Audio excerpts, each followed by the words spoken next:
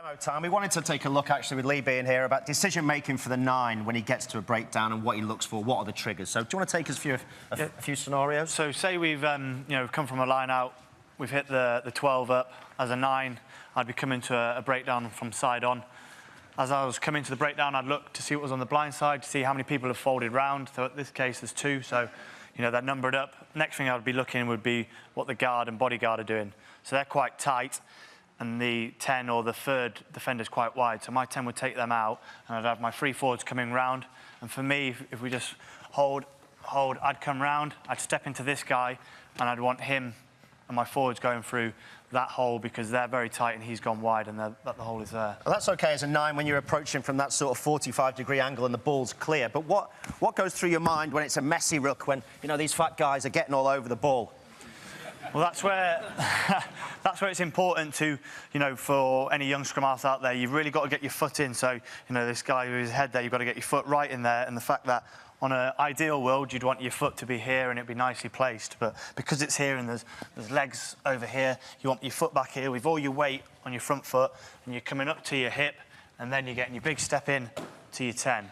So when it's messy, you've really got to get your foot in and your transfer of weight to get the ball away. OK. And we've seen when ball's going forward, it's a lot easier for the 9. There's a lot less pressure, but quite a few sides this year are getting beaten on the gain line, Leicester being one of them. What goes through your mind when you've got to work and track back to a ruck?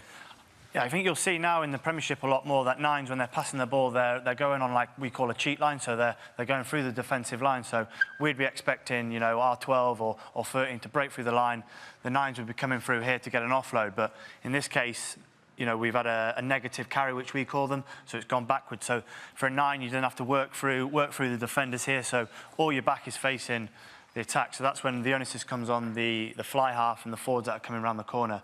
For me, I would get there and I'd expect my forwards to be coming on pretty hard, going up the guts. But then if the 10 has seen something different, if he's seen the wingers are up or something's going on, he'd just kick, we'd get out and we'd work again in defence. So on slow ball, you've gone back, you get back into this situation here. Obviously, you feel a lot more pressure from both sides on you, don't you, on top of you in the ruck. Is your thought process, right, the ball's available, get it out, or do you wait for people to be reset? For me, on a negative carry, I would rather wait to be set unless my 10 is screaming at me and that he's seen something in the defence. But as a 9 going into a negative carry, I want to regenerate quick ball by getting round the corner unless my 10 says, no, give me the ball, and it's gone to him and it's his choice and he's decided. He looks ready, doesn't he? He does look ready. There you go. Great stuff. And, of course, what we know is that all these guys are saying, just get rid of it. Just shift the ball, because we're getting a little bit hot and sweaty. He wants 5 seconds. He wants a rest.